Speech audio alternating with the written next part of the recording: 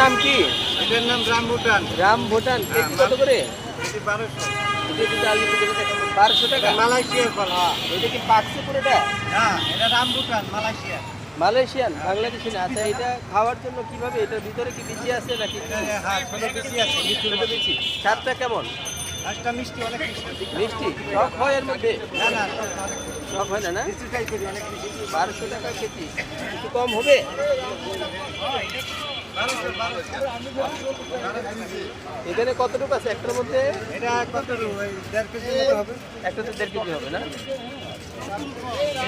সবগুলো মনে হয় পাকে নাই। কাঁচা হাতে পাকাও আছে। ওইটা হলুদ যেটা এটা কাঁচা। হ্যাঁ, এটা কাঁচা, এটা পাকা। ইয়েস, লাল যেটা হ্যাঁ, এটা পাকা বেশি। পুরোপুরি পাকছে না, আর কাঁচা রয়েছে যেটা হলুদ। আচ্ছা, রাম ভুটান। এটা আসে ভুটান থেকে আসে নাকি? এটা মালয়েশিয়া। মালয়েশিয়া। ব্রাহ্মণবাড়িয়া হয়।